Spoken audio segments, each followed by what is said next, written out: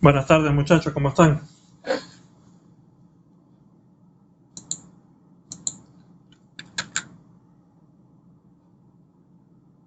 Ya Hola, estoy, buenas tardes. ya estoy poniendo acá a grabar un momento la clase. Ok, bueno, espero que hayan pasado un buen asueto navideño y bueno, todo lo mejor para este 2022, sobre todo para los que están ya en la recta final de la carrera. Hoy vamos a comenzar con el primer gran bloque de esta materia, que es el Derecho Procesal Civil Internacional, y vamos a comenzar hoy con un tema introductorio. Mañana ya comenzaríamos a ver lo relativo al tema de la jurisdicción, que veríamos en grueso la semana que viene, cuando veamos el tema 6. Pero para introducir hoy un poco al Derecho Procesal Civil Internacional, es importante dar al menos algunas nociones de base para ir entendiendo los temas subsiguientes, ¿no? Al igual que ocurre con el derecho internacional privado, el derecho procesal civil internacional parte de unos presupuestos. Uno de los presupuestos coincide con el del derecho, los del derecho internacional privado, pero otro difiere. ¿Cuál es el que coincide? Coincide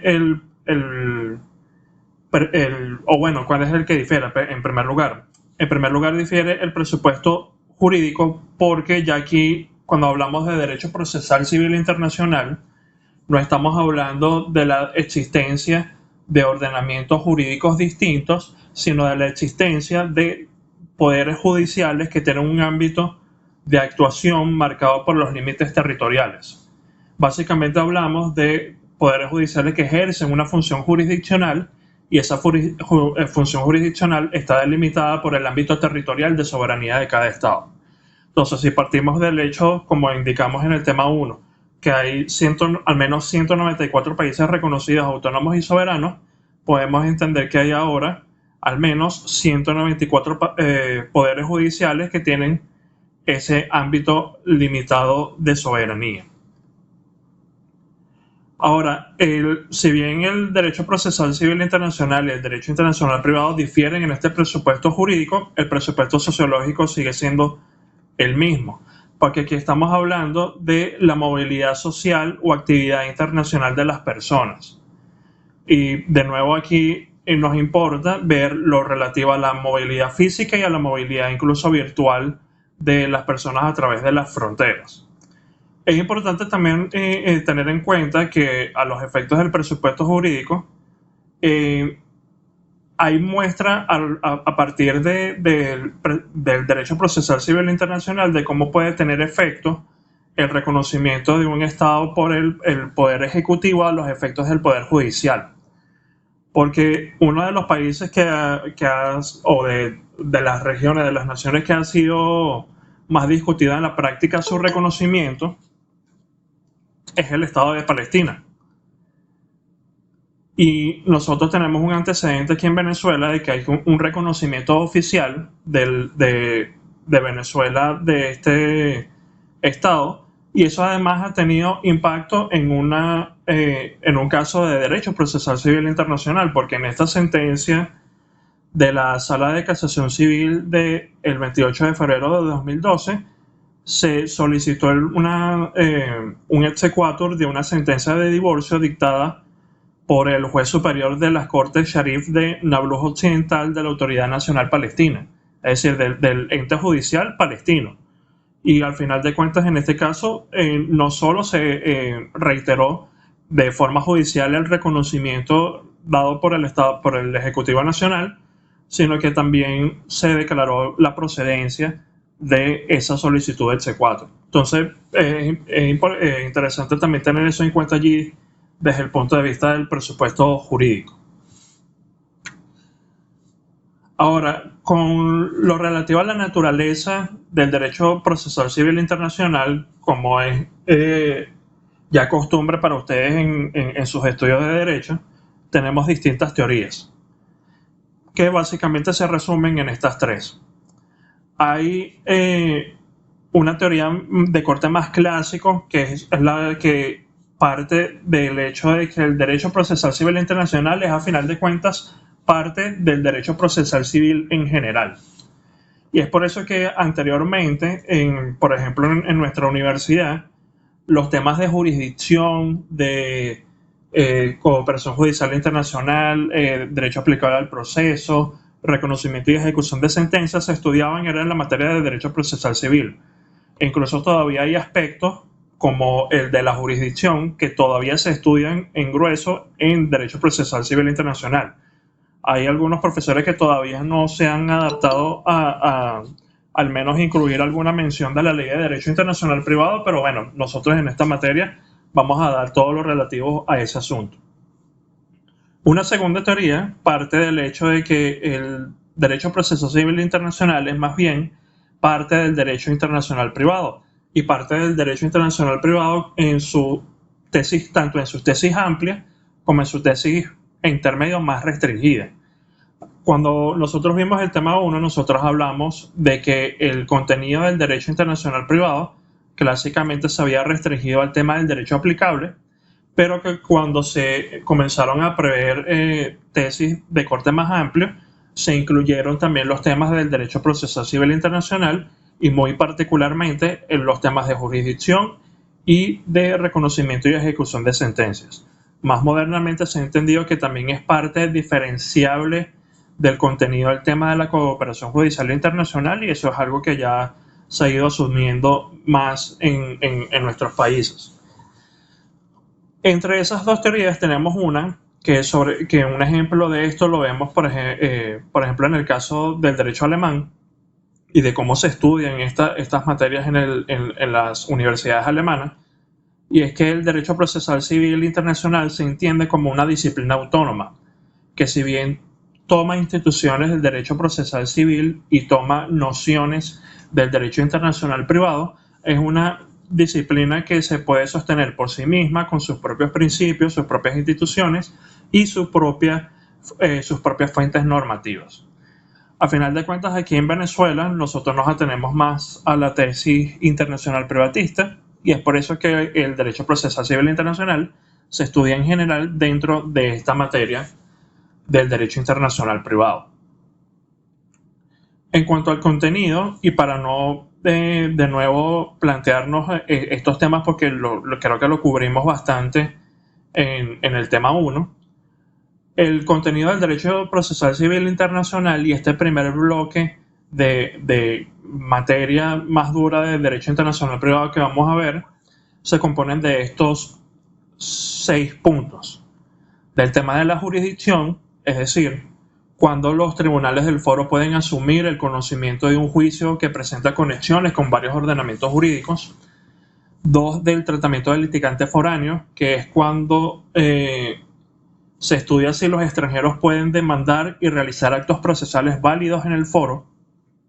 En tercer lugar, la ley aplicable al proceso, dado que como aquí tenemos varios ordenamientos y varios poderes judiciales involucrados en un mismo caso, aquí entonces puede surgir también la cuestión de cuál es el derecho procesal que va a aplicar al juicio que se esté sustanciando ante los tribunales venezolanos, por ejemplo, en materia de derecho internacional privado.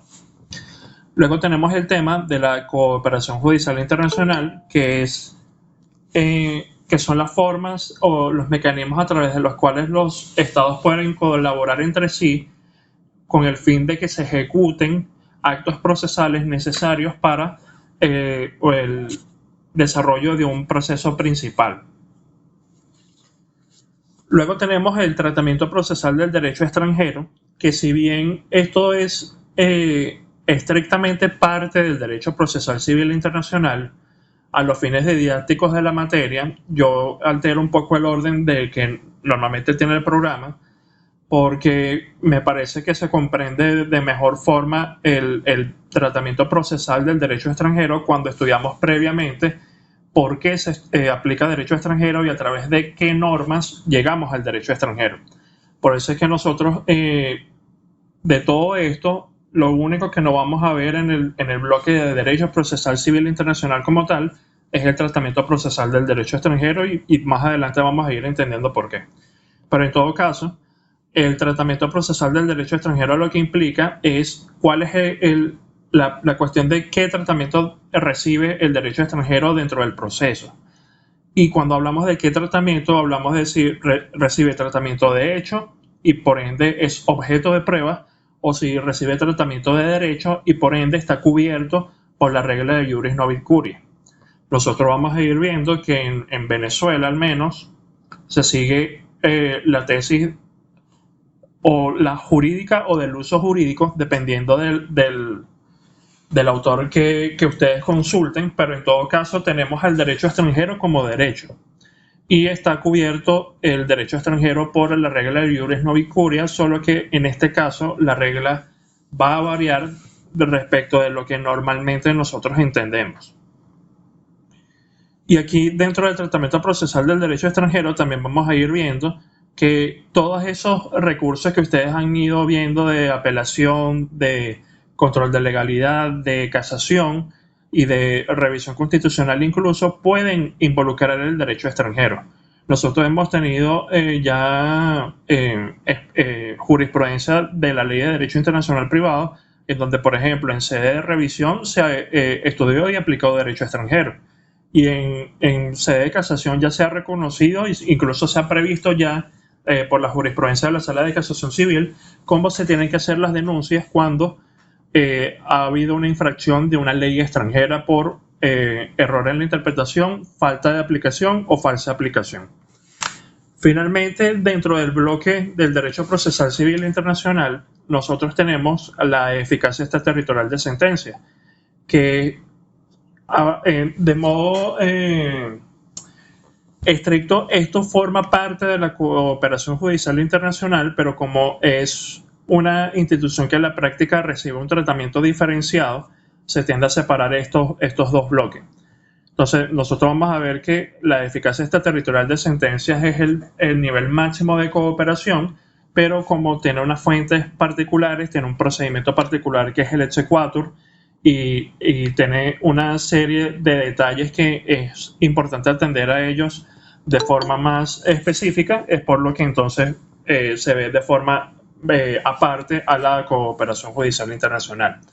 Pero en todo caso, estos son los 6 temas que nosotros vamos a ir viendo dentro de este bloque. Solo que a los efectos de que tengamos más o menos entendido el orden que vamos a ir siguiendo, nosotros dentro de este tema introductorio vamos ya a cubrir 2 de estos puntos, que son el tratamiento del litigante foráneo, porque allí solo es necesario hacer una revisión bastante de pasada de las fuentes aplicables, porque a final de cuentas en Venezuela partimos de básicamente la igualdad de nacionales y extranjeros en el acceso a los órganos jurisdiccionales, entonces no hay mayor complicación desde ese lado. Y y vamos a cubrir también lo relativo a la ley aplicable al proceso, que ya entonces eso nos puede dar las bases de lo que vamos a ir desarrollando en los temas siguientes.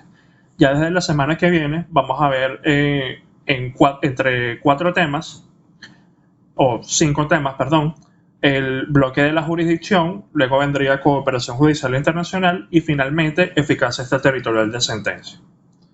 ¿Algo que no haya quedado claro? ¿Alguna pregunta hasta ahora?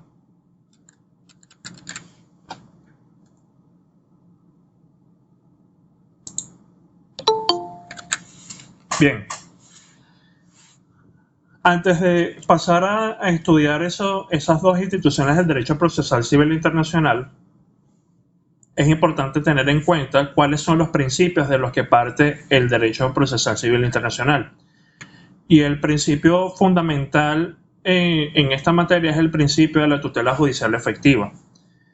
El principio de la tutela judicial efectiva, como ustedes habrán estudiado tanto en derecho constitucional como en derecho procesal civil, es un derecho que es complejo, en el sentido de que incluye dentro de sí a otra serie de derechos que tienen un ámbito diferenciable entre sí.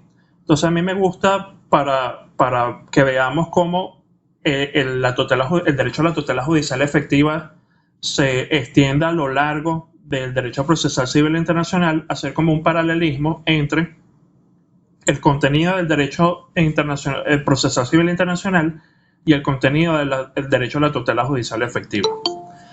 Se reconoce que al menos dentro del derecho a la tutela judicial efectiva tenemos el derecho de acceso a la justicia, el derecho a obtener una decisión motivada y razonada en derecho, que también involucra de alguna forma el derecho a la prueba, el derecho a recurrir de la decisión dictada por los tribunales de conformidad con los medios disponibles por ley, y el derecho a la efectividad de la decisión, que básicamente la decisión pueda ser materializable en la práctica y que no se quede solo en el papel del expediente. Si bien se discute un poco de si el derecho al debido proceso y el derecho a la defensa se incluyen o no dentro de la tutela judicial efectiva, al menos mi postura es que sí, porque a final de cuentas la tutela judicial efectiva es el fin máximo del debido proceso y del derecho a la defensa. Bueno, aquí lo tenemos de forma aparte para tener en cuenta ese aspecto también. Si nosotros vemos el derecho al acceso a la justicia como esa puerta de entrada de los particulares a los órganos jurisdiccionales, nosotros vemos que ese derecho se encuentra sobre todo expresado en materia de derecho procesal civil internacional por el tema de la jurisdicción y por el tema del tratamiento del litigante foráneo. ¿Por qué en estos dos puntos? Porque en el tema de la jurisdicción es cuando el Estado reconoce, ok, yo puedo conocer este asunto de derecho internacional privado porque mis normas, mis fuentes me indican que uno de esos criterios me es aplicable. Por ejemplo, porque una persona está domiciliada en mi territorio, porque el contrato se celebró en Venezuela, porque una parte de ese contrato se ejecutó en Venezuela o algunos de los otros criterios que vamos a ir viendo. De igual forma, el derecho de acceso a la justicia toca el núcleo del tratamiento del litigante foráneo, porque básicamente lo que se quiere o lo que es deseable en todos los países es que tanto nacionales como extranjeros tengan un mismo derecho de acceso a los órganos jurisdiccionales. De nuevo, en Venezuela, y lo vamos a ver con ese punto en particular, no hay mayor complicación con esto porque el sistema está diseñado de esa manera. Incluso instituciones como la de la Cautio Judicatum Solvi, al final no prejuzgan de si el litigante es foráneo o no, sino si el litigante está domiciliado en Venezuela o no, que es algo distinto. Además de este derecho de acceso a la justicia, tenemos, como dije, el derecho a obtener una decisión motivada y razonada en derecho. Y esto parte o involucra el tratamiento procesal del derecho extranjero. ¿Por qué digo que involucra esto? Porque si yo como particular que activo el órgano jurisdiccional tengo derecho a que se me dicte una sentencia que esté motivada y que se base en la ley, y ese asunto es de derecho internacional privado, eso involucra el hecho de que se aplique efectivamente el derecho extranjero que sea competente para regular ese asunto y que el juez se dé a la tarea de averiguarlo correctamente, de interpretar correctamente su sistema de fuentes y de aplicar, a final de cuentas, el derecho extranjero como lo aplicaría un juez de ese sistema. Entonces, el derecho a obtener una decisión motivada y razonada en derecho no solo toca los aspectos del derecho doméstico, de que sea simplemente una demanda de cumplimiento de contrato de por ejemplo, un arrendamiento entre dos personas venezolanas en Venezuela, sino que también puede tocar los aspectos de derecho internacional privado, porque a final de cuentas, en derecho internacional privado, como vamos a ir viendo, puede el juez venezolano llegar a aplicar un derecho extranjero. Este tratamiento procesal del derecho extranjero también se ve abarcado por el derecho a recurrir la decisión, porque si el juez de primera instancia, por ejemplo, deja de aplicar alguna ley extranjera, no aplica correctamente la norma de conflicto que lleva a esa ley extranjera o la interpreta de una forma errada, el litigante tiene a su disponibilidad los mismos recursos que tiene respecto del derecho doméstico. Él puede reclamar en apelación ese error del juez o puede incluso buscar la censura en casación a través de los recursos de infracción de ley. Dentro del derecho a la efectividad de la decisión, tenemos también el tema de la eficacia extraterritorial de sentencia, y eso es algo que a veces pasa por desapercibido, pero es muy importante. Porque cuando nosotros hablamos de eficacia extraterritorial de sentencias en materia de derecho internacional privado, estamos hablando de un proceso judicial que ya se llevó a cabo en el extranjero, en donde las partes sufrieron ese litigio, se defendieron ante las cortes del estado que dictó la sentencia, pero la parte que ganó en ese caso tal vez no pueda ejecutarla dentro de su territorio y sale a buscar en qué otro territorio la puede ejecutar.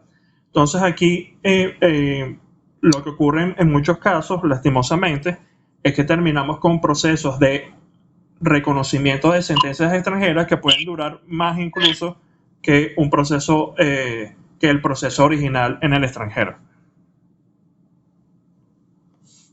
Además, dentro del derecho a la efectividad de la decisión, si bien no se nombra aquí, yo podría agregar que está involucrado el aspecto de la cooperación judicial internacional que trata de la ejecución de medidas cautelares decretadas en el extranjero. Nosotros vamos a ver que uno de los niveles de cooperación judicial internacional tiene que ver efectivamente con las medidas cautelares. Y esas medidas cautelares, al estar dirigidas a asegurar la ejecución de la sentencia de fondo, bueno, también tienen por encima de ello el derecho a la efectividad de la decisión. En cuanto al derecho al debido proceso y el derecho a la defensa, vemos que estos se evidencian, si bien tocan varios de estos aspectos que hemos nombrado antes, tocan especialmente lo relativo a la ley aplicable al proceso, porque al final de cuentas en este punto es donde se establece efectivamente cuáles van a ser las reglas del juego, como en el caso de la cooperación judicial internacional, porque la cooperación judicial internacional, como he dicho, lo que busca es que los estados colaboren entre sí con el fin de que se ejecuten actos procesales válidos y eficaces necesarios para un proceso principal. ¿Alguna pregunta con el derecho a la tutela judicial efectiva? ¿Algo que no haya quedado claro?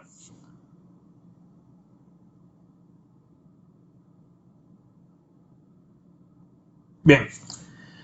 En segundo lugar, tenemos el principio dispositivo. Y si bien el pareciera de bastante obvio la aplicabilidad de este principio en esta materia, creo que es bueno recordarlo por esto mismo que se dice en pantalla. Por el hecho de que el juez no tiene más atribuciones en los casos de derecho procesal civil internacional que los que tienen el derecho interno. El mismo está atado a el principio dispositivo, a la iniciativa de las partes en materia de pruebas, en materia de alegatos, solo que él va a tener la misma carga que tiene en cuanto al derecho respecto del derecho extranjero, solo que al juez no se le pide, como se le pide con respecto al derecho venezolano, que conozca el derecho extranjero, porque sería básicamente exigirle que conozca, además del de Venezuela, el derecho de 193 países que además de Venezuela conforman la comunidad internacional, pero sí se le pide como estándar mínimo dentro del derecho o del principio de iura nobis curia que él se dé a la tarea de ubicar, de determinar el contenido y de aplicar correctamente ese derecho extranjero una vez que ya ha tenido una suficiente oportunidad de verificar cuál es su contenido y cómo se aplica. Y si no, él va a estar sometido, como he dicho, a los recursos disponibles en la ley para impugnar estas decisiones en sede judicial. Luego tenemos el principio del tratamiento igualitario del extranjero en materia procesal, en donde básicamente lo que se propone es esa igualdad entre nacionales y extranjeros en los casos de derecho internacional privado. Hay un instrumento en materia de derecho procesal civil internacional que son los principios ASADIP sobre acceso transnacional a la justicia, que tocan como que desde el punto de vista de los derechos fundamentales varias de las instituciones que vamos a ir viendo en este bloque, en donde ellos se centran bastante en este tema del tratamiento igualitario del extranjero, y el canon es, final de cuentas, la igualdad, y que el rompimiento de esa igualdad tenga al menos una justificación razonable y que no venga solo por el hecho de que las personas tienen una nacionalidad distinta a la del juez que está decidiendo el asunto. Finalmente, dentro de los principios fundamentales del derecho procesal civil internacional tenemos estos dos, que los pongo en paralelo porque así se comprende mejor el asunto. Porque en primer lugar tenemos el principio de respeto de la soberanía, lo que implica que el ejercicio de los poderes jurisdiccionales está limitado al ámbito territorial de la soberanía.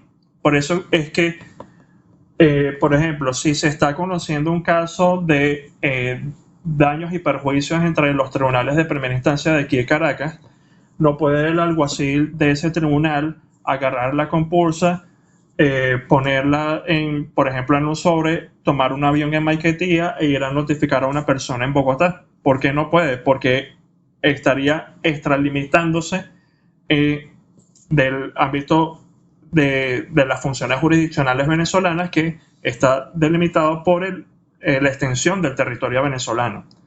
Entonces, lo que implica este principio de respeto a la soberanía es que los poderes jurisdiccionales se pueden ejercer solo dentro del territorio de cada país, pero van a haber casos que requieran la ejecución de actos procesales en el extranjero, que por ejemplo se notifique a una persona en el extranjero, que se evacúe un testigo que esté en el extranjero, o que se ejecute una medida cautelar que ha sido decretada en un país distinto a donde se encuentran los bienes que son objeto de esa medida cautelar. Entonces, para eso se tiene el principio de cooperación entre los estados, en donde, si bien hay ese límite planteado por la soberanía y por su extensión territorial, existe también un deber de cooperación entre los estados en pro del acceso internacional a la justicia de los individuos. Porque algo muy importante, y esa es una visión que se está todavía luchando en muchos países porque cambie. Cuando hablamos de derecho procesal civil internacional, no hablamos de relación lineal Estado-Estado, sino que muchas veces estamos hablando de relaciones en donde hay individuos de cada Estado, que por eso es que cada Estado entra en interés de ese proceso. Pero a final de cuentas, quien va a sufrir las consecuencias de ese proceso es el individuo. Entonces, hay muchas posturas que se tienen por los tribunales judiciales, por los organismos administrativos, que no toman en cuenta esto, como es, por ejemplo, el hecho de que actualmente en Venezuela no se puede ejecutar una medida, un mecanismo de cooperación judicial internacional con los Estados Unidos por la coyuntura política que hay entre los dos países. Pero si nosotros vemos los instrumentos que justifican esos mecanismos de cooperación judicial internacional, vemos que esa no es una excepción. Debería todavía poder ejecutarse perfectamente un mecanismo de cooperación judicial internacional entre Venezuela y los Estados Unidos por ese hecho. ¿Por qué? Porque a final de cuentas, de nuevo, estamos tomando a los estados como únicos actores en un caso en donde, por ejemplo, vamos a tener a una persona que necesita notificar al que era su patrono en el extranjero para cobrar sus prestaciones sociales, a la persona que necesita notificar en el extranjero a la persona de la que se quiere divorciar, o que, por ejemplo, la prueba fundamental de la demanda que él ha intentado en Venezuela se encuentre en ese país. Pero por eso es que es importante tener en cuenta que el principio de cooperación entre los estados también le pone un poco de coto a ese principio de respeto a la soberanía, porque allí le pone la idea o el chip al estado de que, mira, tú a final de cuentas tienes que estar protegiendo el interés y el derecho a la tutela judicial efectiva de ese individuo, solo que no en todos los casos se sigue.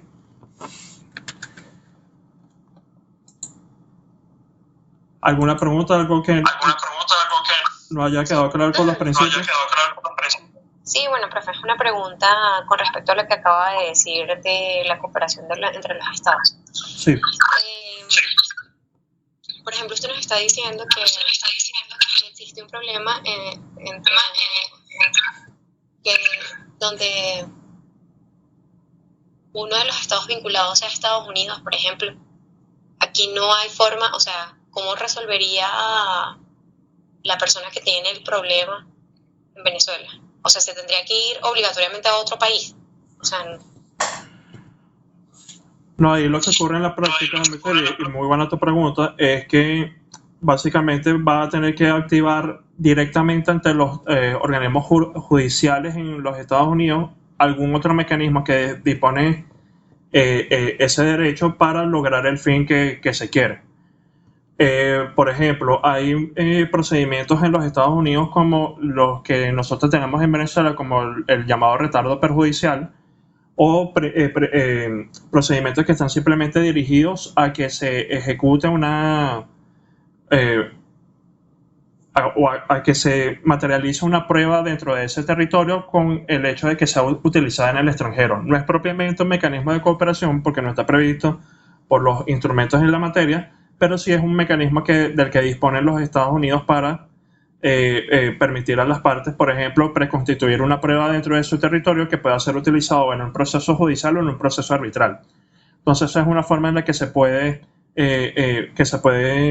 tal vez lograr el objetivo, pero ciertamente cuando lo vemos desde el punto de vista del particular es un procedimiento que va a serle más engorroso y además es un procedimiento que a final de cuentas le va a ser más caro porque él va a tener que entrar en la necesidad de contratar a abogados en los Estados Unidos que no solo estén pendientes de esos asuntos, sino que se lo lleven ante las cortes, lo cual puede generar unos costos de honorario bastante altos, sobre todo tomando en cuenta de que estén involucrados algunos asuntos de derecho extranjero. Entonces, esa es la solución que, por ejemplo, yo he visto en la práctica que se han seguido en varios casos a raíz de esta postura del Ministerio de Relaciones Exteriores y es a final de cuentas un resultado innecesario, porque de nuevo los instrumentos en materia de cooperación permiten que si no hay relaciones diplomáticas, si no hay o las mismas están rotas o nunca han existido, que se ejecuten los actos de cooperación. Solo que, bueno, a veces lo político toca a lo jurídico de una forma indeseable. ¿Alguna otra pregunta antes de continuar? ¿Algo que no haya quedado claro?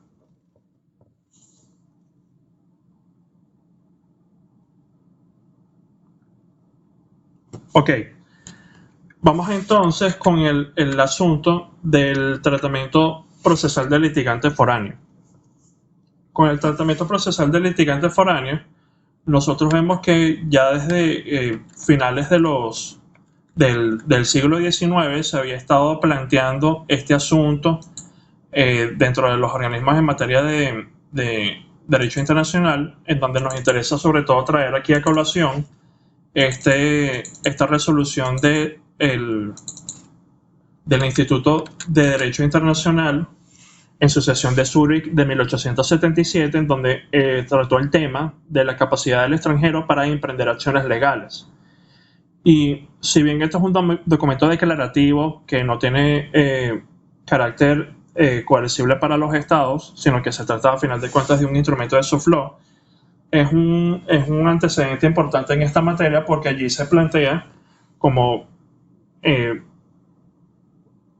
principio de entrada de la resolución que el extranjero podrá demandar en las mismas condiciones que el nacional ante las cortes de ese país. Entonces no debería haber trabas excesivas o innecesarias para ese litigante foráneo por el solo hecho de ser extranjero. Y eso entonces se ha ido trasladando a otros instrumentos que desarrollan un poco más este asunto. En orden cronológico podemos plantear, en primer lugar, el Código Bustamante, que entre los artículos 382 y siguientes tiene la regulación en materia de tratamiento de litigante foráneo. Allí se tratan básicamente los aspectos que están aquí en pantalla. Se trata en primer lugar, ya que creo que está dando un error la diapositiva, de nuevo.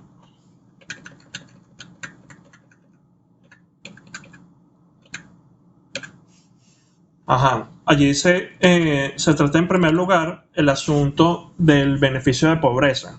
El beneficio de pobreza es básicamente ese mecanismo que disponen los estados para permitirle a las partes que no puedan sufragar los gastos de un proceso judicial tener una oficina administrativa que pueda asistirles en la defensa de sus derechos ante las cortes judiciales.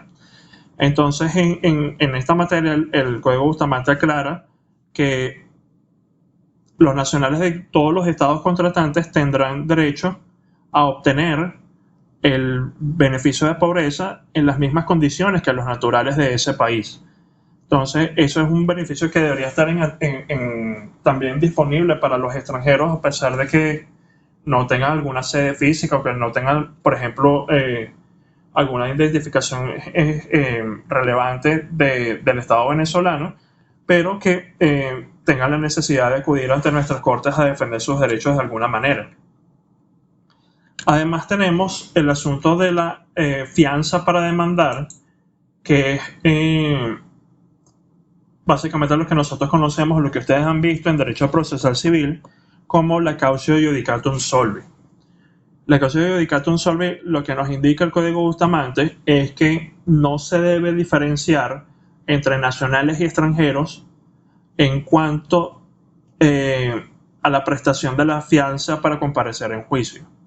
Y nosotros vamos a ver que dentro de todo el derecho venezolano cumple con este estándar, porque el artículo 36 del Código Civil, en concordancia con el 346 del Código de Procedimiento Civil, lo que nos plantea es que los no domiciliados en Venezuela que no demuestren contar con bienes suficientes para responder de las costas del proceso son los que tienen que prestar esa fianza para poder demandar. Pero allí de nuevo se diferencia entre domiciliados y no domiciliados, pero no entre nacionales y extranjeros. Incluso venezolanos pueden llegar a estar obligados a prestar esa caución para demandar en juicio. Adicionalmente, el Código Bustamante plantea que no se autorizarán embargos preventivos ni fianza de cárcel, que es una institución que era muy propia del tiempo del Código Bustamante de 1928, ni otras medidas procesales de índole análoga cuando la persona que estuviese demandando fuese o estuviese involucrada de algún modo en el proceso judicial fuese extranjera.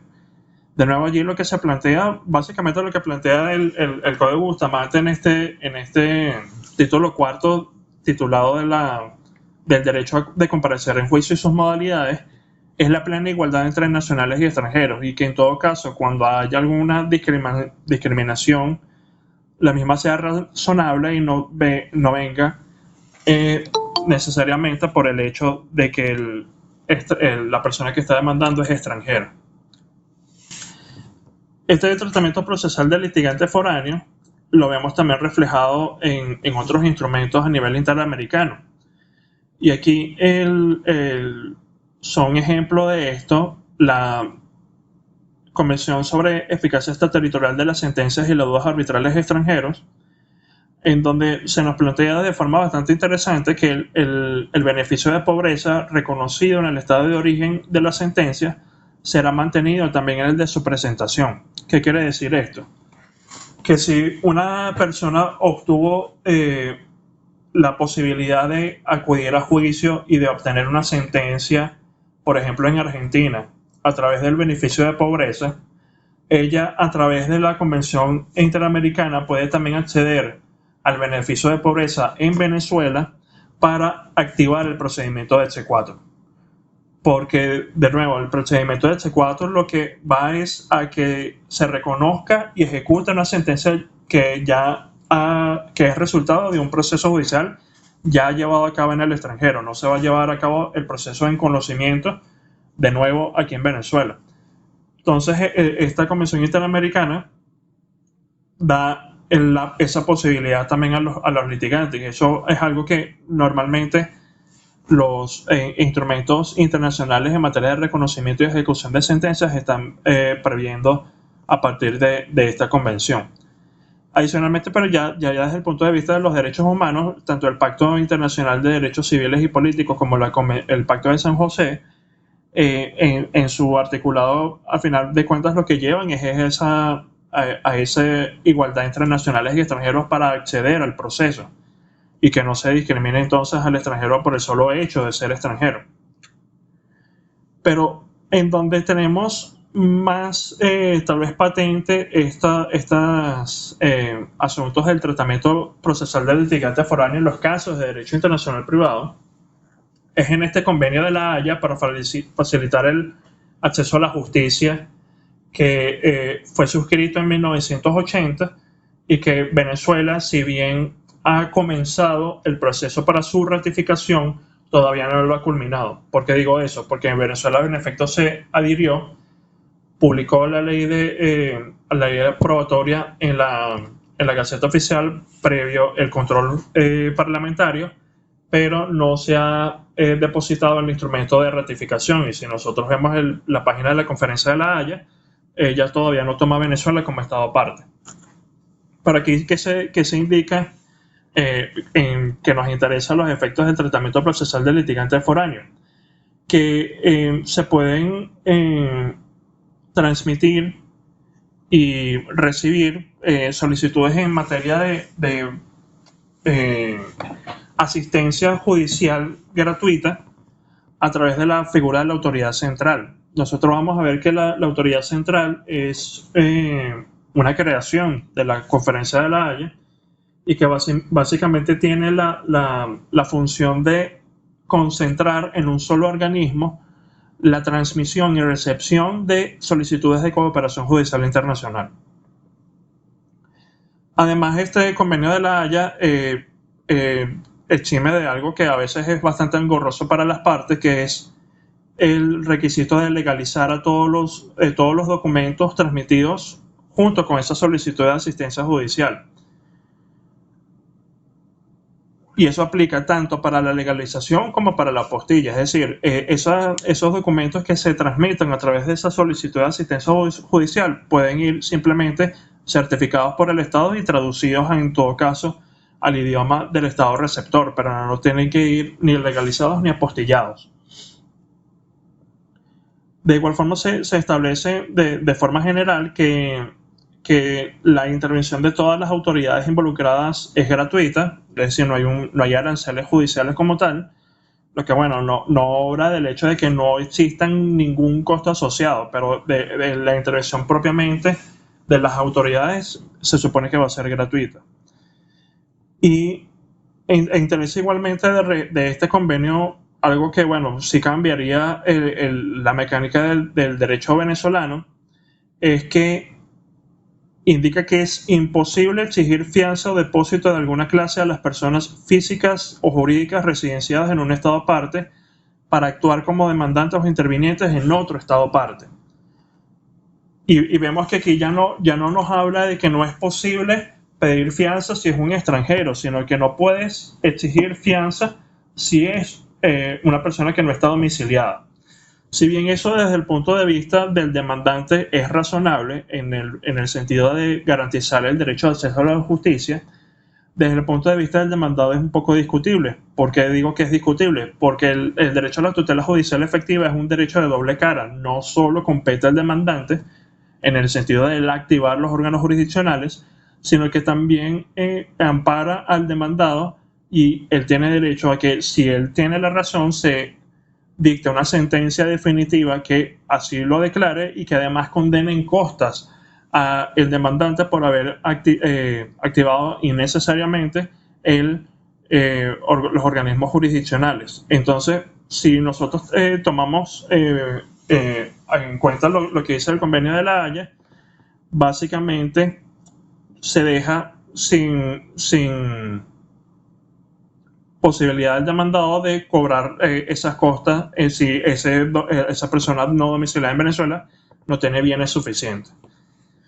Pero de nuevo, este es un convenio que está como en ese punto medio del proceso de ratificación.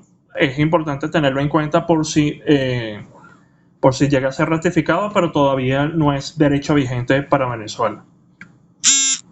Luego tenemos este instrumento de que les nombré hace un rato, los principios ASAIP sobre acceso a la transnacional a la justicia, en donde básicamente los mismos puntos que toca son los que ya hemos tenido en cuenta. Una declaración general sobre la necesidad de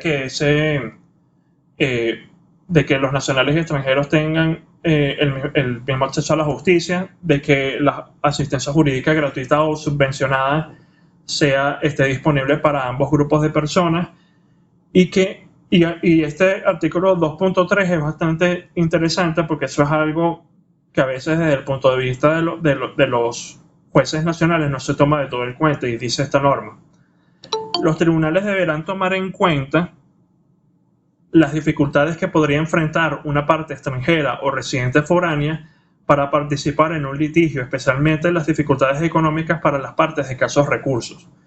Eso podría ser utilizado, por ejemplo, para permitir que una parte extranjera o residente foránea pueda hacerse presente en el juicio a través de los medios de la tecnología, y que no sea necesario para ello trasladarse físicamente, lo que puede tener unos costos importantes, sobre todo en la coyuntura mundial actual a partir del COVID. Esta norma podría ayudar bastante en eso. Lo que ocurre es con los principios ASAIP, que al igual que indiqué con la resolución del Instituto de Derecho Internacional, es un instrumento de soft law que solo es coercible si las partes de un contrato así lo indican, o si es incorporado de alguna manera por los estados en su ley interna. Hasta este momento no ha habido un estado que lo haya adoptado de forma expresa. Hay algunas normas recientes en el hemisferio americano que pueden entenderse inspiradas en estos principios ASAIP, pero el hecho es que es un instrumento de soft law que no es obligatorio para los estados aplicar, pero al menos debería tenerse como un canon de lo deseable en materia de derecho procesal civil internacional. Luego tenemos a nivel nacional en primer lugar la Constitución, que básicamente nos van a interesar aquí tres normas.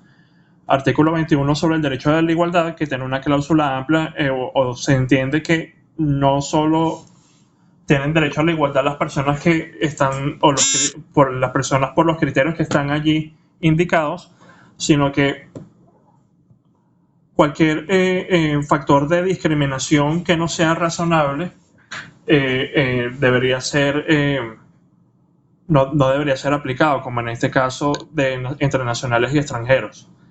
Eso tiene impacto además en el derecho a la tutela judicial efectiva y el derecho al debido proceso, porque se entiende que tanto nacionales y extranjeros tienen o debería garantizarle el Estado venezolano el acceso a esos dos derechos, a que va a tener una tutela judicial efectiva si acude ante estos tribunales, y que ese proceso judicial se va a llevar según los parámetros del derecho al debido proceso. Concretamente, con respecto a la causa judicatum solvi, tenemos en el Código Civil el artículo 36 que les nombré anteriormente, en donde lo que se plantea es que el demandante no domiciliado en Venezuela, y eso abarca nacionales extranjeros, debe afianzar el pago de lo que pudiera ser juzgado y sentenciado, a menos de que posea en el país bienes suficientes y salvo lo que dispongan leyes especiales. Una de las leyes especiales es, por ejemplo, el Código de Comercio, que excepciona de esta fianza.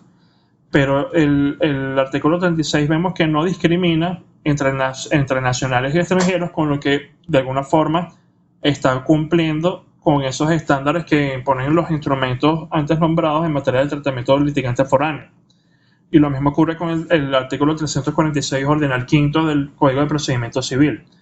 Dentro del Código de Procedimiento Civil también podemos nombrar el artículo 15, porque allí se habla de la obligación del juez de garantizar el derecho a la defensa de las personas. Y cuando nosotros vemos en esa norma, no se habla de que él tiene que garantizar nada más o en mayor medida el derecho a la defensa de los venezolanos, sino que tiene que garantizar el derecho a la defensa de las personas que se encuentren involucradas en ese juicio. Pueden ser personas nacionales o extranjeras, de residenciados en Venezuela, no residenciados en Venezuela. Tienen que garantizarse por igual el derecho a la defensa a todos los involucrados en ese juicio. Es importante tener también en cuenta esta sentencia que está nombrada acá, que es la sentencia de la Sala Constitucional número 737 del 13 de julio del 2010, caso Carlos Brender, en donde básicamente se trataba de un recurso de nulidad por inconstitucionalidad del artículo 36 del Código Civil y del artículo 346 ordinal quinto del Código de Procedimiento Civil en materia de cautio iudicatum solve, en donde el accionante, que es un abogado, el señor Carlos Brender, él indicaba o alegaba que estas normas son discriminatorias, que van contra el derecho a la igualdad de las personas y que por ende deberían ser declaradas inconstitucionales. La Sala Constitucional, a mi modo de ver, de forma bastante razonable, analizó el recurso de nulidad y ella concluyó básicamente que si bien hay una discriminación entre nacionales, entre domiciliados y no domiciliados respecto de esta institución, la misma va en garantía del derecho a la tutela judicial efectiva del demandado, porque plantea lo que les indicaba yo anteriormente, el derecho a la tutela judicial efectiva no solo arropa al demandante, no solo compete al demandante del derecho del que él pueda obtener una sentencia definitiva de fondo que pueda ser ejecutada contra el demandado, sino también ampara al demandado en el hecho de que él pueda, en el caso de tener una sentencia definitiva que declare sin lugar la demanda, el derecho a cobrarse las costas judiciales por el haber tenido la necesidad de entrar en ese proceso judicial. Antes de pasar a lo relativo a la ley aplicable al proceso, algo que no haya quedado claro sobre el tratamiento procesal del litigante foráneo.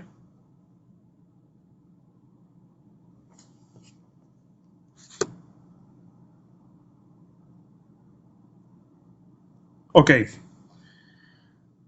Con respecto a la ley aplicable al proceso, nosotros vamos a estudiar aquí principalmente la regla Lex Fori Regit Processum.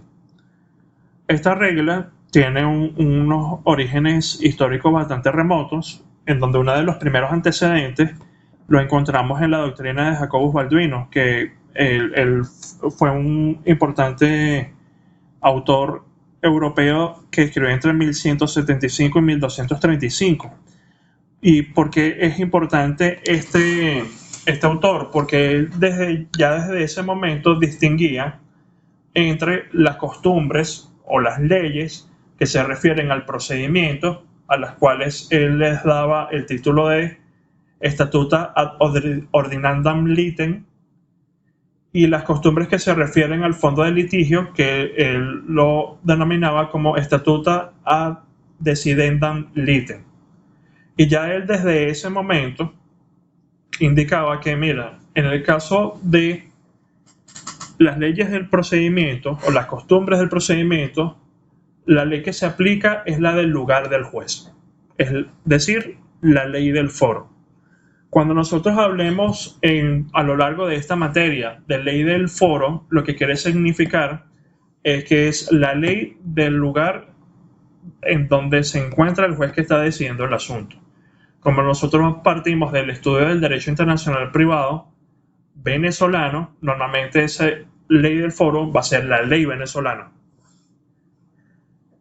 E indicaba algo que también han desarrollado los estatutarios que siguieron a este autor, que en el segundo caso puede aplicarse una ley extranjera, que es la denominada lex cause. Cuando ustedes vean la literatura en materia de derecho internacional privado, cuando se habla de lex cause, normalmente se habla de ley extranjera, aunque pueden haber casos en donde esa lex cause no sea necesariamente ley extranjera, pero eso es un punto que vamos a ir viendo más adelante. Lo mismo ocurrió con este importante autor italiano que fue Bartolo de Sassoferrato, que es sin lugar a dudas el representante más importante de la escuela estatutaria italiana del siglo XII. Él básicamente dentro de sus estudios, él se planteaba estas dos preguntas. En primer lugar, que si hay un estatuto que al interior de su territorio extienda su autoridad a los no súbditos, es decir, que aplique por igual a las personas que son nacionales de ese estado como a las que no. Y si existe un estatuto que extienda sus efectos más allá del territorio de quienes lo promulgaron, es decir, que se tenga aplicación extraterritorial. Y este autor, de hecho, citando la doctrina de Jacobus Baldwino, cuando trata el asunto de la ley aplicable al proceso, llega a la misma conclusión, de que con respecto a la ordenación del proceso, lo que se debe aplicar es la ley del lugar del juez, es decir, la ley del foro. ¿Y cuál es el razonamiento detrás de esa regla? En primer lugar, que estamos hablando aquí de leyes neutrales o de normas neutrales. ¿Por qué neutrales? Porque aquí estamos hablando de la forma del procedimiento. No se está tocando como tal el fondo del asunto. Si bien es cierto que ciertas normas procesales pueden tener un impacto en el fondo del litigio, la mayoría de ellas simplemente se refieren a cómo debería ser tramitado el proceso judicial. Por eso es que se habla de leyes neutrales y leyes fungibles, porque a final de cuentas no importa tanto cómo se lleva a cabo el procedimiento, obviamente con una mínima garantía del derecho a la defensa y del debido proceso de las partes, sino cómo se decida la causa en cuanto al fondo. Porque a final de cuentas al interesado, al que demanda, no le interesa tanto el hecho de que se haya podido defender adecuadamente, sino que la sentencia de fondo le dé la razón. Por eso es que le importa a final de cuentas más de todo el fondo del asunto. Y yo agregaría como una tercera razón, que es la facilidad para el juez en los casos de derecho internacional privado. Porque de lo contrario, estaríamos ante una situación en la que ocurriría lo siguiente, por ejemplo, en donde un juez tenga que determinar la internacionalidad del caso, tenga que determinar si tiene jurisdicción o no, que muy seguramente tendrá que ejecutar un acto procesal o solicitar la ejecución de un acto procesal en el extranjero a través de los mecanismos de cooperación, que además llega una sentencia definitiva que muy probablemente tenga que aplicar derecho extranjero. Entonces, si a todo eso, que de por sí es difícil, nosotros le decimos al juez, mira, además de todo, este proceso lo tienes que llevar a hacer según el Código de Procedimiento Civil francés. Ya es como pedirle mucho al juez. Y además es algo que no tiene posibilidad práctica, porque a final de cuentas, los poderes judiciales se estructuran en la forma en la que está regulado el procedimiento por cada estado en particular. Por eso es que nosotros tenemos, por ejemplo, en materia civil, un tribunal de primera instancia, unos tribunales de municipio, un tribunal superior, una sala de casación civil. O que en materia laboral tenemos un tribunal de primera instancia de mediación, sustanciación, mediación y ejecución, o uno de juicio con un tribunal superior y una sala de casación social. Y así con todas las demás competencias por la materia. Toda esa estructura parte de cómo está estructurado el proceso en cada una de esas materias. Entonces, por eso la regla del lex fori regit processum, que lo que significa básicamente es que la ley del foro rige el proceso, tiene un sentido bastante lógico y de orden práctico que incluso se reconoció en los primeros orígenes del derecho internacional privado.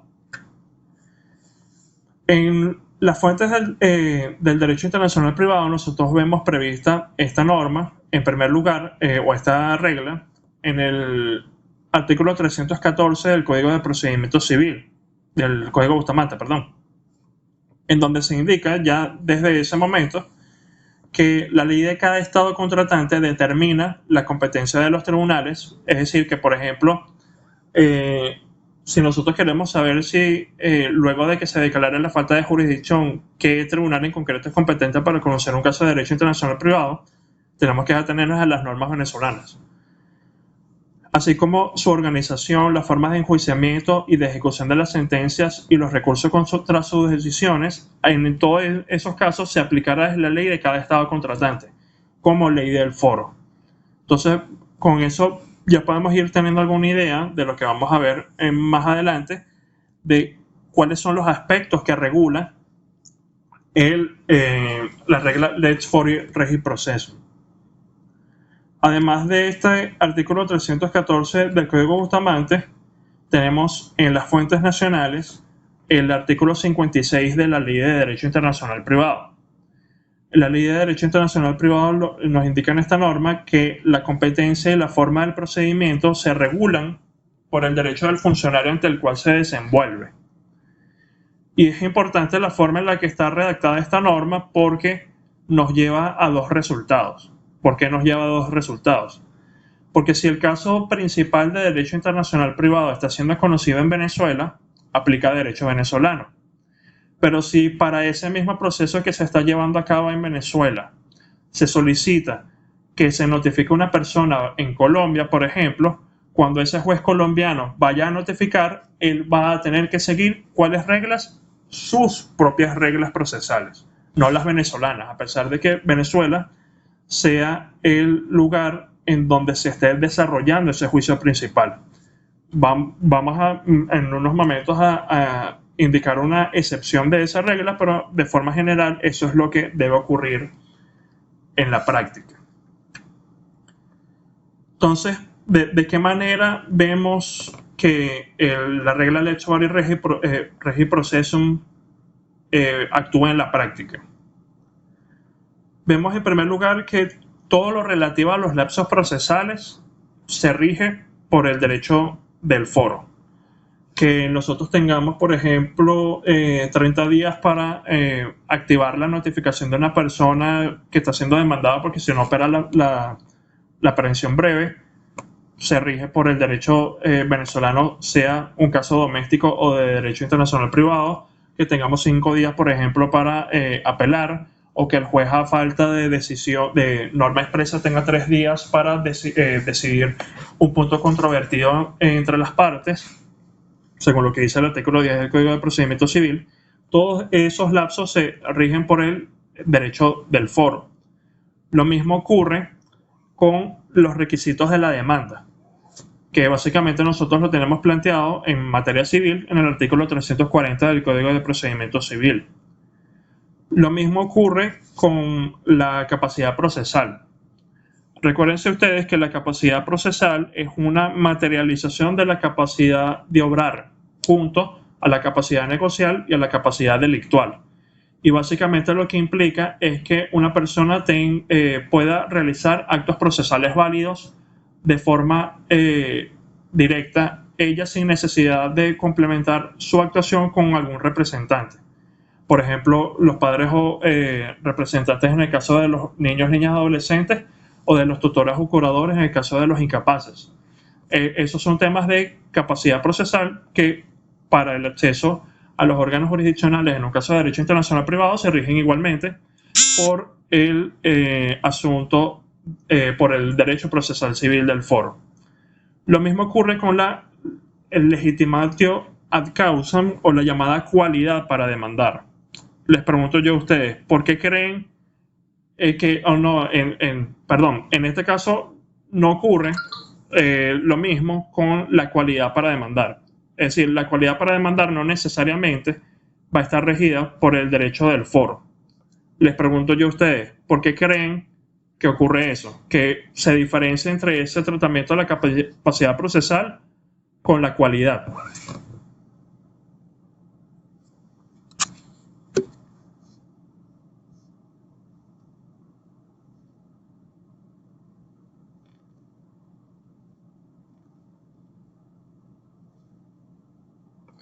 Porque cuando nosotros hablamos de cualidad para demandar o para ser demandado en juicio, estamos hablando de un aspecto de procedimiento o de un aspecto de fondo. ¿Qué creen ustedes?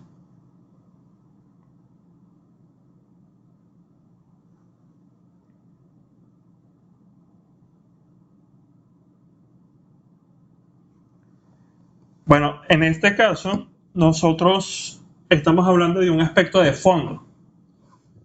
Y por eso es que este asunto de la cualidad no necesariamente se va a seguir por el derecho venezolano. Digo, no necesariamente porque puede darse el caso de que el derecho aplicable al fondo sea el derecho venezolano, pero allí el resultado no va a ser por la regla de la Lex Fori Regis Processum, sino por el hecho de que la norma de conflicto declara como aplicable el derecho venezolano. Entonces, por eso es que se resalta en rojo este aspecto, y lo mismo ocurre con el resto de los que están indicados en pantalla y que vamos a ir nombrando poco a poco. Además de este asunto de la cualidad, va a estar regido por la regla Lex Fori Regis Processum, la forma de la citación. Es decir, por ejemplo, en Venezuela que se tenga que iniciar con la citación mediante boleta, eso aplica en los casos de derecho internacional privado también, que luego de ello se tenga que seguir con los carteles, o que en algunos casos sea necesario notificar mediante correo certificado. Todo eso se sigue, todos esos mecanismos se regulan mediante el derecho procesal venezolano. Nosotros vamos a ver, luego de este esquema, vamos a ver una excepción a esa regla, pero eso es lo que ocurre de forma general. Los requisitos de la contestación, al igual que en materia de la demanda, también se rigen por el derecho procesal del foro. Entonces allí no hay mayor pérdida cuando tengamos un caso de derecho internacional privado. Simplemente vemos cuáles son los requisitos de la demanda, más o menos seguimos lo que sean aplicables para la contestación, y que, por ejemplo, se puedan incluir en la contestación aspectos como la falta de cualidad, como la prohibición de la ley de admitir una acción o la cosa juzgada, o que antes de la contestación, por ejemplo, se puedan hacer cuestiones previas, o en conjunto con la contestación cuestiones previas. Todo eso se va a regir por el derecho del foro. En materia probatoria tenemos una situación particular, porque en materia probatoria nosotros podemos diferenciar al menos 4 aspectos, que son la carga de la prueba, que es a quién le corresponde probar qué; la admisibilidad de la prueba, que es si está permitido darle ingreso a una prueba al proceso por asuntos de pertinencia, legalidad o idoneidad, es decir, pertinencia porque esté conectado con los aspectos controvertidos del juicio, legalidad porque en efecto tenga una fuente legítima, e idoneidad porque en efecto esa prueba tenga la facultad de poder acreditar o llevar al juez a la convicción del hecho que se quiere probar. La administración de la prueba tiene que ver sobre todo con los momentos en los que se tienen que promover ciertas pruebas, si son documentos fundamentales con la demanda, o puede ser en el lapso probatorio, o incluso en ciertos casos más allá de la sentencia de primera instancia y hasta los informes de segunda instancia, o la forma en la que se evacúan las distintas pruebas. Eso es lo que se refiere a la valoración de la administración de la prueba. Y la valoración de la prueba lo que implica es simplemente cuál es el juicio el juicio de convicción que deriva el juez de ese medio probatorio en conjunto con todos los demás y con los alegatos interpuestos en autos. Entonces, de todos estos aspectos del asunto probatorio, el único que por regla se encuentra atado al derecho procesal del foro es la administración de la prueba. Es decir, los momentos en los que se tenga que promover una prueba y la forma de su evacuación. Pero la carga de la prueba, la admisibilidad y la valoración no están abarcados por la regla de la Lex Fori Regis Processum, porque ellos también involucran o están más conectados con el fondo del asunto que con el procedimiento. Entonces, si nosotros vemos el artículo 38 de la Ley de Derecho Internacional Privado, nos plantea exactamente eso. El hecho de que todos estos aspectos, menos el de la administración de la prueba, no están necesariamente abarcados por el derecho procesal o el derecho del foro venezolano, sino que pueden derivarse del derecho extranjero igualmente. En cuanto a las formas de determinación del proceso, de si el proceso termina por sentencia definitivamente firme o si termina mediante transacción, mediante convenimiento, mediante desistimiento de la parte que lo acciona, sea desistimiento del proceso, de la acción, mediante aprehensión breve, aprehensión anual o decaimiento de la acción, todo eso se va a regir igualmente por el derecho procesal del foro. Y lo mismo ocurre con la forma de la sentencia, si la misma puede ser declarativa, constitutiva o de algún otro tipo, el tipo de tutela que se pueda dar a través de la sentencia, eso también se va a regir por el derecho procesal del foro. Y con los recursos procesales igual. Y por eso es que de por sí ya nosotros hemos adelantado que en materia de derecho extranjero, en casos de derecho internacional privado, rigen los mismos recursos. Los lapsos para recurrir, las sentencias que puedan ser recurribles a través de los distintos medios de impugnación, todo va a ser abarcado por el derecho procesal civil del foro.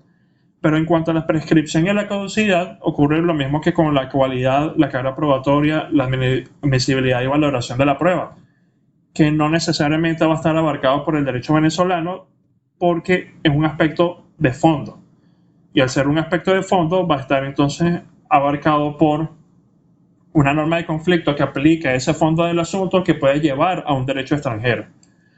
Pero es importante, y quiero reiterar eso con todos los aspectos que están resaltados en rojo, esto no significa que no puedan ser regulados por el derecho venezolano, sino que la regla no va a ser esa necesariamente. En los otros casos, en los casos de lapsos procesales, demanda, capacidad, forma de la citación, etcétera, siempre va a aplicar derecho venezolano, por regla. Pero en los casos que están resaltados en rojo, puede llegarse a la aplicación de un derecho extranjero. ¿Alguna pregunta sobre la función rectora de la ley Foro y Regi Processum? ¿Algo que no haya quedado claro?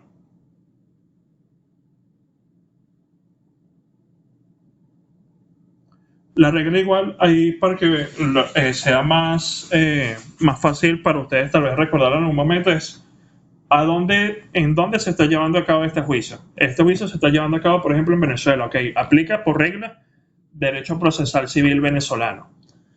Ahora, como toda regla, en derecho hay una excepción.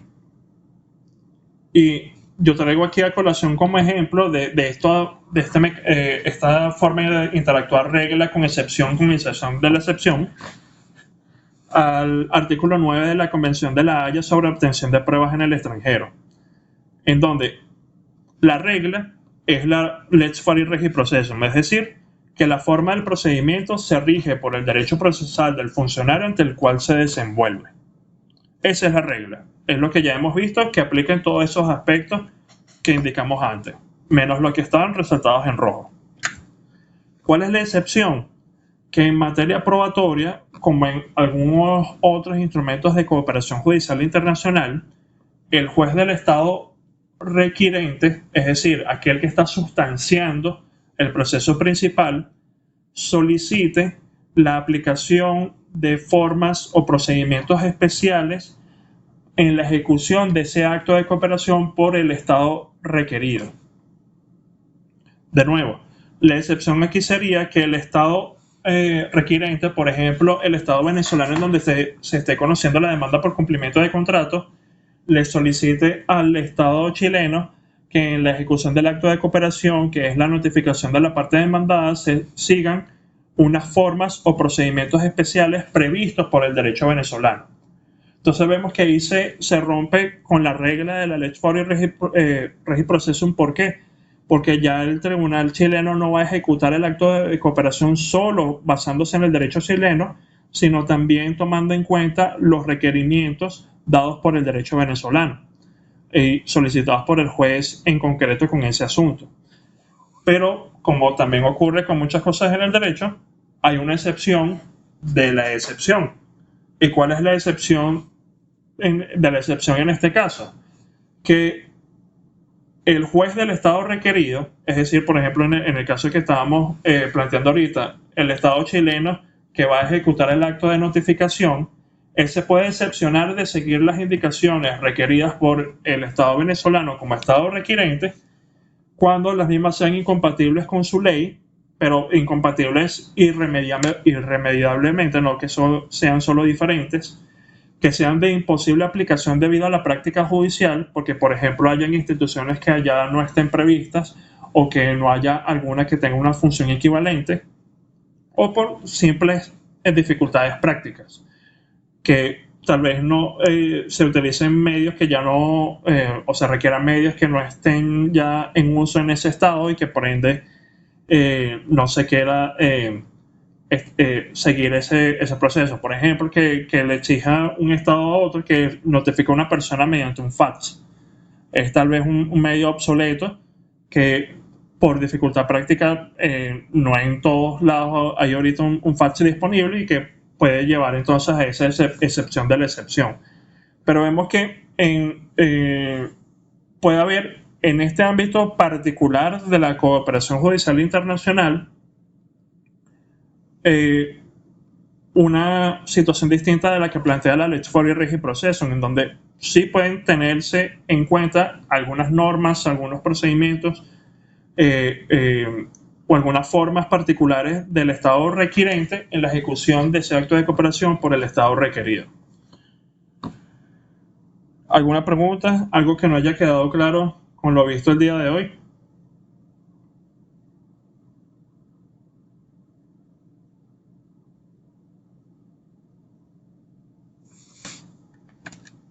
¿O algún comentario, algo que quieran traer a colación?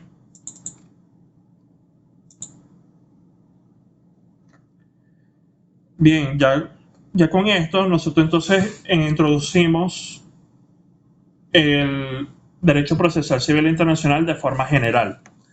Desde mañana vamos a comenzar a ver el asunto de la jurisdicción con el tema 5, que se denomina propiamente el problema de la jurisdicción. Ahí nosotros vamos básicamente a estudiar unas nociones introductorias y unos principios que van a regir en el resto de los temas en materia de jurisdicción.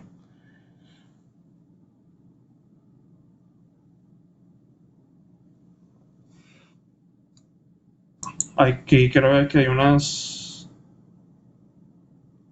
pregunta. Ok, Cindy, gracias por indicarme lo de la presentación. Voy a colgar entonces la del tema 3.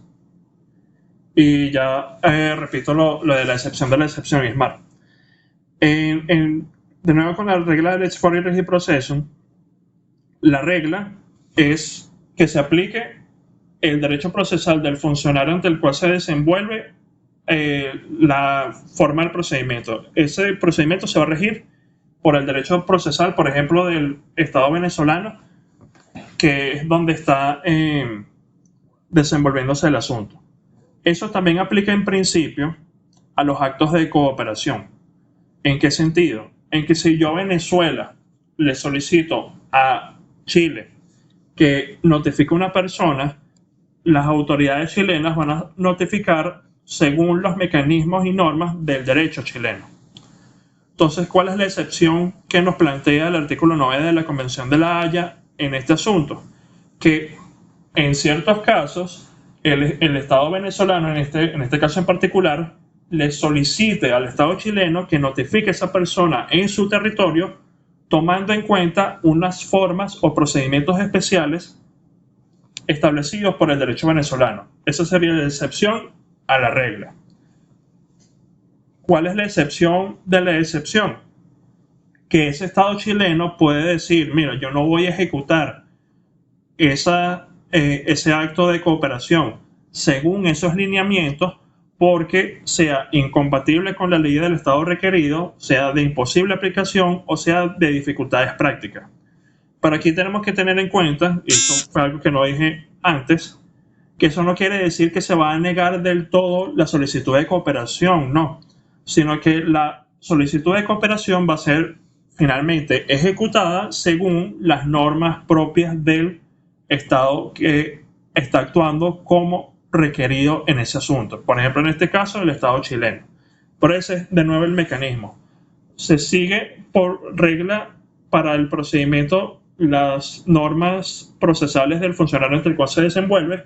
En casos de cooperación, un Estado puede solicitar a otro que siga unas normas particulares de su sistema, y la excepción de la excepción es que ese Estado que recibe la solicitud se pueda negar a ejecutar ese acto según las formas o procedimientos especiales requeridos por el Estado en donde se está evacuando, se está ejecutando el proceso principal por alguna de estas razones.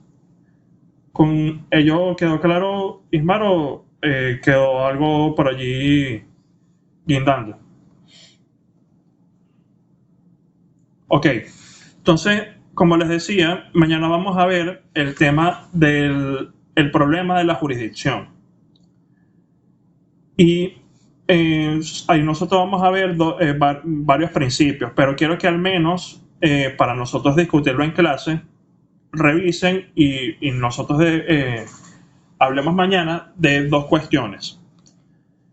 En primer lugar, si cuando un tribunal venezolano declara que no tiene jurisdicción, si él puede declarar que otro Estado distinto del venezolano la tiene. De nuevo, que si en materia de jurisdicción está permitido a los jueces venezolanos, cuando declaran su falta de jurisdicción, indicar que Estado extranjero sí tiene jurisdicción. Eso por un lado.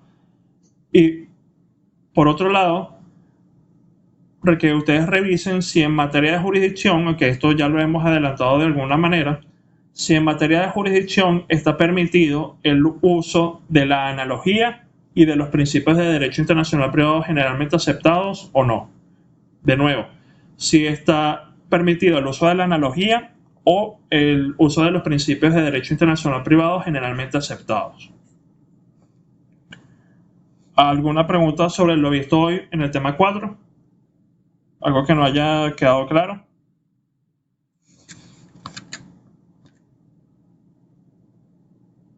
Ok, si entonces estuvo todo en orden, nos veremos mañana entonces a la misma hora. Cualquier cosa ahí estamos pendientes por el grupo de cualquier duda que tengan por allí que les surja después. Entonces, bueno, feliz tarde a todos y que estén bien. Gracias, profesor.